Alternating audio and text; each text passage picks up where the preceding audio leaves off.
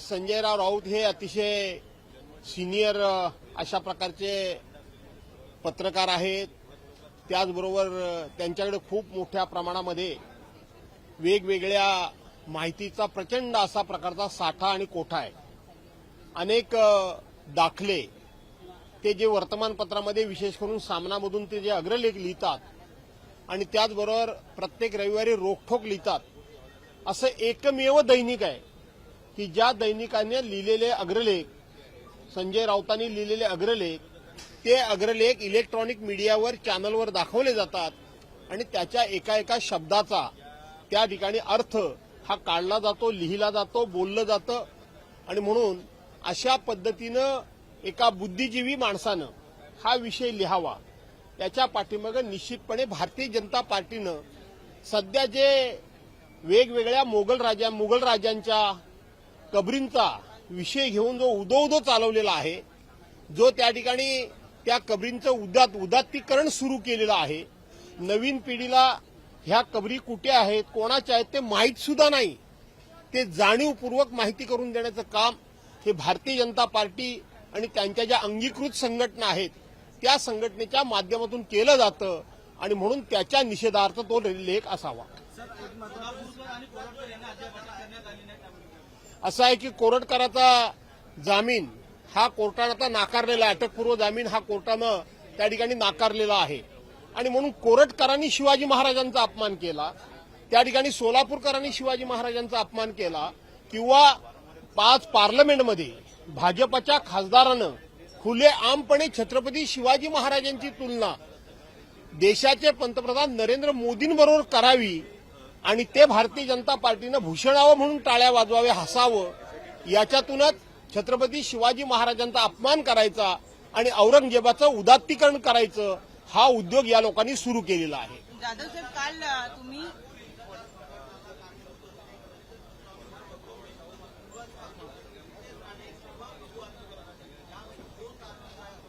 असं आहे, कोण कारणीभूत आहे या संदर्भातला शोध आज सरकारनं घ्यायचा आहे।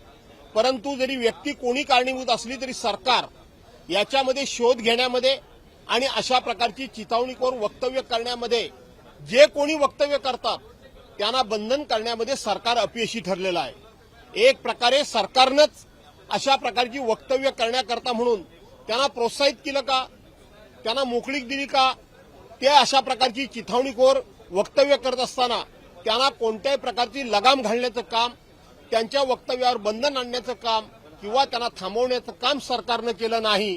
त्यामुळं व्यक्ती याला कारणीभूत आहेत की याच्यापेक्षा सरकार याला कारणीभूत आहे असं माझं म्हणणं आहे। काल तुम्ही पायऱ्यांवर काल आंदोलन करण्यात आलं, पायऱ्यांवर काल नितेश राणे यांच्या विरोधात आंदोलन करण्यात आलं। जेव्हा नितेश राणे यांना हा प्रश्न विचारण्यात आला तेव्हा ते म्हणाले की पायऱ्या किंवा हा पोडियम हे काही संवैधानिक जागा नाही, सभागृहात माझ्या राजीनाम्याची मागणी एकही माणूस करत नाही किंवा मला दोषी एकही माणूस ठरवत नाही, सभागृहात एकही विरोधक माझं नाव घेत नाही।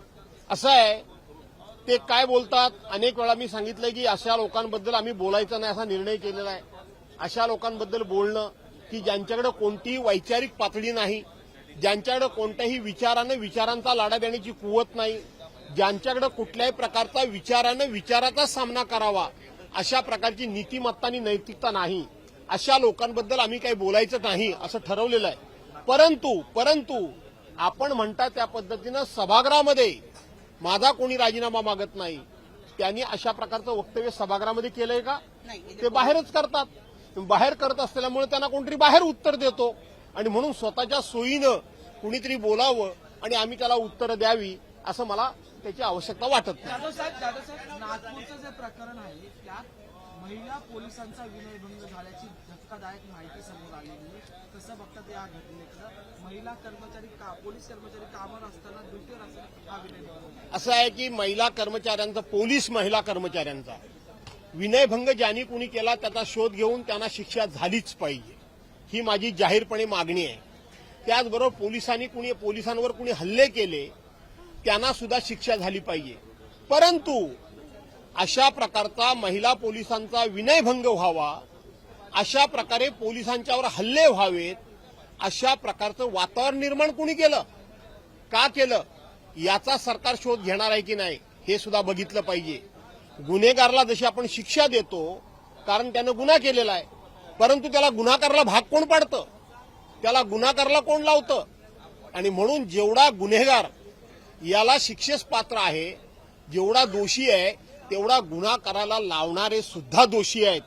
आणि म्हणून सरकारनं समन्यायानं सर्वांना एकाच तराजूनं तोलून सरकार म्हणून त्या ठिकाणी अशा प्रकारचे जे कोणी दोषी असतील, प्रत्यक्षपणे हल्ले करणारे किंवा हल्ला करायला लावणारे, या सर्वांच्यावर समान कारवाई करावी अशी माझी मागणी आहे. अधिवेशनाचा तिसरा आठवडा आहे, विरोधी पक्षनेते पदाचा निर्णय अद्याप झालेला नाही.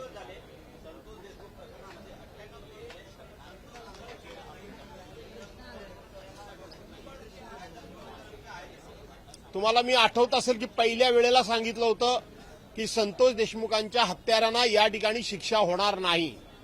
संतोष देशमुखांचे मारेकरी आहेत ते सगळे सापडणार नाहीत. संतोष देशमुखांना या ठिकाणी फक्त आणि फक्त वेगवेगळ्या आम्ही चौकशा करतो आहोत, न्यायालयीन चौकशी करतो आहोत, एसआयटी मार्फत चौकशी करतो आहोत. अशा वेगवेगळ्या चौकशांच्या फेऱ्यामध्ये संतोष देशमुखांची झालेली हत्या आणि त्या हत्येमध्ये असणारे आरोपी यांनाच अप्रत्यक्षपणे संरक्षण दिल्याचं काम होईल, हे मी त्यावेळेला सांगितलं होतं. सभागृहामध्ये जेव्हा घोषणा झाली तेव्हा मी सांगितलं होतं.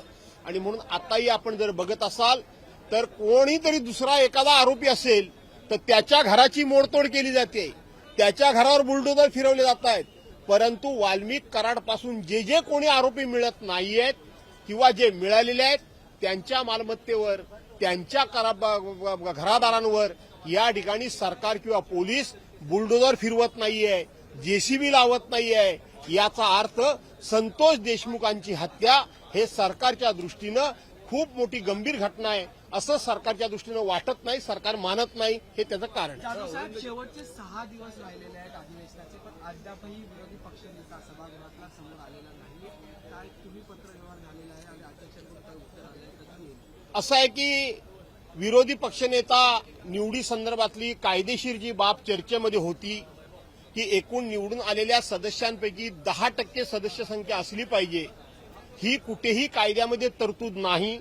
ही सुरुवातीपासून मी हा विषय मांडत होतो आणि विधिमंडळाकडून सचिवांकडून मला तशा प्रकारचं पत्र मिळालेलं आहे की कुठेही 10% सदस्य संख्येची अट नाही, हे स्पष्टपणे त्यांनी लिहून दिलेलं आहे. त्यानंतर आम्ही आमचं तिघांचं म्हणजे महाविकास आघाडीचं पत्र माननीय अध्यक्ष महोदयांना दिलेलं आहे. माननीय मुख्यमंत्री महोदयांना भेटून त्यांना विनंती केलेली आहे. आणि त्याचबरोबर काही विधितज्ञ लोकांनी, काही राजकीय विश्लेषकांनी, म्हणजे उदाहरणच सांगायचं झालं तर महाराष्ट्र टाइम्स सारख्या दैनिकामध्ये विजय गोखले नावाच्या एका त्या ठिकाणी कायदे तज्ज्ञानं, विजय गोखले नावाच्या माणसानं हे स्पष्टपणे लिखाण केलेलं आहे महाराष्ट्र टाइम्समध्ये की भास्कर रावांना जे पत्र सचिवांनी दिलं तेच बरोबर आहे. आणि 1955चा, 1977चा आणि 2006चा या संदर्भामध्ये पार्लमेंटमध्ये झालेली चर्चा, प्रत्यक्षपणे नियम, कायदे आणि ज्या पूर्वीचे दादासाहेब मावळणकर म्हणून जे होते आपल्या लोकसभेचे पहिले अध्यक्ष, त्यांनी दिलेल्या एका निर्णयाचा रेफरन्स दिला जातो, त्याची सुद्धा खुलासेवार त्यांनी या ठिकाणी माहिती दिलेली आहे. आणि त्या सगळ्याचा अर्थ असा आहे की शेवटी विरोधी पक्षनेतेपद द्यायला सरकारला आणि अध्यक्षांना मला कुठल्याही प्रकारची अडचण नाही, हे स्पष्ट झाले. आणि मी पहिल्या दिवशी सांगितलंय की माननीय देवेंद्र फडणवीस राज्याचे मुख्यमंत्री म्हणून संसदीय कार्यप्रणालीला महत्व देणार आहेत असं मी मानतो. लोकशाहीमध्ये छोटे की मोठे गट, छोटे घटक की मोठे घटक, संख्येनं जास्त की कमी हा आम्ही विचार करणार नाही, तर विरोधकांचा सुद्धा योग्य तो मान सन्मान ठेवून त्यांचे अधिकार आणि हक्क आम्ही शाबूत ठेवू असं देवेंद्र फडणवीसांनी सांगितलेलं आहे. त्यामुळं विधिमंडळाचं अधिवेशन संपण्याकरता 6 दिवस जरी शिल्लक असले तरी आजही मला असं वाटतं की लोकशाहीची या ठिकाणी शान म्हणून आणि ज्या पद्धतीनं काँग्रेस सरकारनं सुद्धा लोकशाहीची इब्रत, इज्जत आणि लोकशाहीचं महत्व अबाधित राखलं, त्याच पद्धतीनं सत्ताधारी पक्ष राखेल असा मला विश्वास आहे.